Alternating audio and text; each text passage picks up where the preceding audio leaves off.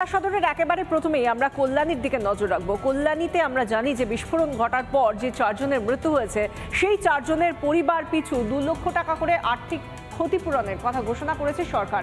আর ঠিক এই জায়গা থেকে স্থানীয় বিজেপি বিধায়কের প্রশ্ন, তাহলে কি বাংলার মানুষের প্রাণের দাম রাজ্যের কাছে, রাজ্যের সরকারের কাছে মাত্র 2 লক্ষ টাকা? আর এই ঘটনার পরপরই আমরা দেখতে পেলাম উত্তর 24 পরগনার হালি শহরে পুলিশি তৎপরতা, তল্লাশি। সমস্ত সহযোগিতায় আমরা পাশে থাকবো। মাননীয় মুখ্যমন্ত্রীর তরফ থেকে, মমতা ব্যানার্জির তরফ থেকে যে সামান্য সাহায্য 2 লাখ টাকা আপনাদের কাছে তুলে দেওয়া হয়েছে। মাত্র 2 লক্ষ টাকা জীবনের মূল্য। আমাদের এই রাজ্যে, পশ্চিমবঙ্গে মা বোনদের জীবনের মূল্য 2 লক্ষ টাকা।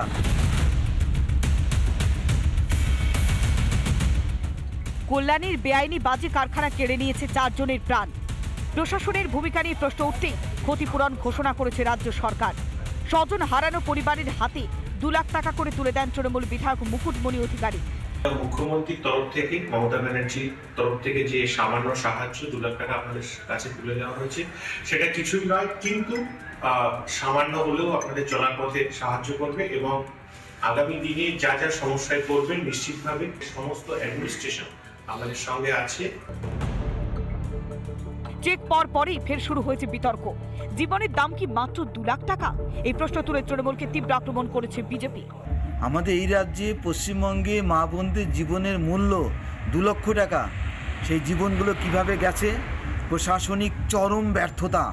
দিনের পর দিন অবৈধ কাজ চলছে, প্রচুর বারুদ ঝেড় করে সেইখানে বিস্ফোরণ হচ্ছে। কোনো সিকিউরিটি রিজন, সেফটি রিজনস নেই। 25 লক্ষ টাকা আমি দাবি করছি, 2 লক্ষ টাকা কেন? এত তুচ্ছ কেন জীবনের মূল্য?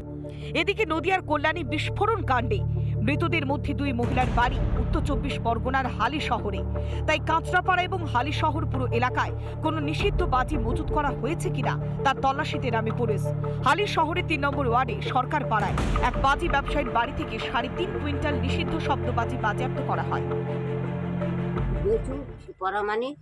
ওটা তার ওনারে কি তাও আমি জানি না। উনি বললো আমি রাখবো, তা আমি দাদা বাবা আগে রেখেছিল এই বাজি, কালকে রাত আমি। কিন্তু এই তৎপরতা কতদিন চলবে?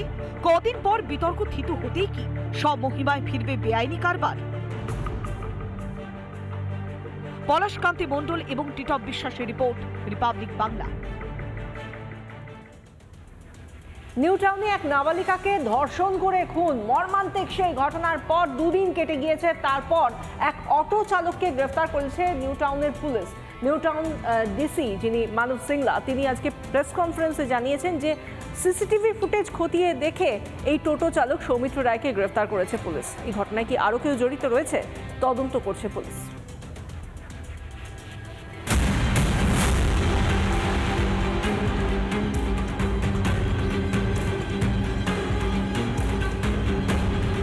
মুখ্যমন্ত্রীর সাধের স্মার্ট সিটিতে নাবালিকাকে ধর্ষণ করে খুনের অভিযোগ। অবশেষে 2 দিন পর পুলিশের জালে টোটো চালক সৌমিত্র রায়। নিউ টাউনে নাবালিকাকে ধর্ষণ করে খুনের ঘটনায় আটক করা হয়েছিল এক টোটো চালককে। সেই টোটো চালককে বারবার ইন্টারোগেশনের পর তার বক্তব্যে বেশ কিছু অসঙ্গতি পায় পুলিশ, তারপরেই তাকে গ্রেপ্তার করা হয়। মায়ের সঙ্গে রাগারাগি করে বাড়ি থেকে বেরিয়ে আর বাড়ি ফেরা হয়নি গৌরাঙ্গ নগরের 14 বছরের নাবালিকার। গত শুক্রবার লোহার পোল থেকে ঢিল ছোড়ার দূরত্বে পাওয়া যায় তরুণীর অর্ধনগ্ন দেহ। টোটো চালককে ধরতে গিয়ে পুলিশকেও বেশ কিছুটা বেগ পেতে হয়েছিল, কারণ এই নাবালিকাকে প্রথমে ট্রেস করা যাচ্ছিল না তিনি বাড়ির থেকে বেরিয়ে কোথায় যান। পুলিশ সূত্রে যেটা খবর, বাড়িতে ঝগড়ার পর প্রথমে গৌরাঙ্গনগর থেকে জগৎপুর থেকে এই টোটোতে ওঠা, তারপর বিভিন্ন জায়গায় মুভমেন্ট। 7খানা জায়গার পয়েন্টে সিসিটিভি ফুটেজ খতিয়ে দেখে পুলিশ। সেই সিসিটিভি ফুটেজের একটি অংশে পাওয়া যায় এই টোটো চালকের সামনে বসে থাকা এক মহিলাকে। স্থানীয় সূত্রে খবর, জগৎপুর থেকে নাবালিকাকে বাড়ি ছেড়ে দেওয়ার নাম করে টোটোয় তোলে চালক। নাবালিকাকে নিয়ে মৃধা মার্কেট ব্রিজ পেরিয়ে তারুলিয়ার ঝিলপাড়ে হয়ে নিউ টাউন বাস স্ট্যান্ডে যায় টোটো। তারপর সিটি স্কোয়ার ব্রিজের নিচ থেকে এনবিসিসি হয়ে লোহাপুলে নিয়ে যায়। সেখানেই উদ্ধার হয় নাবালিকার নিথর দেহ। এরপর সিসিটিভি ফুটেজের সূত্রে ধরা পড়ে টোটো চালক সৌমিত্র রায়। আমাদেরকে পুরো পিও সাইডে মানে আমরা ট্র্যাক করে করে ওটা কালেক্টিং এভিডেন্সেস ওটা পাওয়া গেছে কি ও টোটো ড্রাইভার যে অ্যাকিউজড আছে ওই ওকে তুলেছিল টোটোতে তো তারপরে গিয়ে এটা ইনসিডেন্ট ঘটিয়েছে। বছর 26-এর ধৃত টোটো চালক সৌমিত্র রায়ের বাড়ির নদিয়ার রানাঘাটে। নিউটাউন আদর্শ পল্লীতে ঘর ভাড়া নিয়ে থাকতো সে। মেন নৃশংস পরিণতি, অভিযুক্তের কঠোর শাস্তির দাবি নিহতর পরিবারে। যে অন্যায় করেছে তার যদি ফাঁসি হয়, তার বাবা মায়ের 12 বছর জেল হওয়া উচিত। এটা আমার নিজের ব্যক্তিগত মতামত। আমার দেশের আইন কি আছে না আছে আমি জানি না। শুধুই কি নাবালিকা খুন, নাকি এর পেছনে অপহরণেরও কোনো উদ্দেশ্য ছিল? যা সাজাতে না পেরে নাবালিকার দেহ খালের ধারে জঙ্গলে ফেলে পালায় অভিযুক্ত। একা টোটো চালকই কি দায়ী, নাকি পিছনে রয়েছে আরও কেউ? উত্তর খুঁজছে পুলিশ। আনন্দমোহন ঝা, অনুপম পাত্রের রিপোর্ট, রিপাবলিক বাংলা। শুধু নিউ টাউনেই নয়, একটার পর একটা জায়গা নারী নির্যাতন আরও একবার এ রাজ্যে। এবার জলপাইগুড়িতে এক স্কুল ছাত্রীকে মাদক খাইয়ে ধর্ষণের অভিযোগ উঠেছে এবং এই ধর্ষণে নাম জড়িয়েছে এক তৃণমূল নেতার ভাইপোর।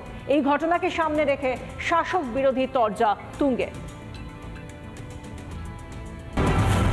আরজিকর, কুলতলি, জয়গাঁ, ফারাক্কা, গুরাব থেকে নিউ টাউন, উত্তর থেকে দক্ষিণ, রাজ্যের দিকে দিকে নারী নির্যাতনের ঘটনা। এবার তাতে জুড়ল জলপাইগুড়ির নামও।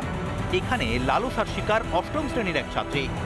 কি একটা চকলেট ওকে দিছে, ও খাবে না, জোর করে মুখে ঠেলে দিছে। খাওয়ার পরে ও শেষ হয়ে গেছে। 21শে জানুয়ারি স্কুল থেকে বাড়ি ফেরার জন্য টোটোয় ওঠে। প্রতিবেশী গোলাম মাসুদ মোহাম্মদের টোটোয় বাড়ি ফিরছিল নির্যাতিতা। অভিযোগ, একটি পার্কে নিয়ে গিয়ে মাদক মেশানো চকলেট জোর করে খাইয়ে বেহুশ করে ধর্ষণ করা হয়।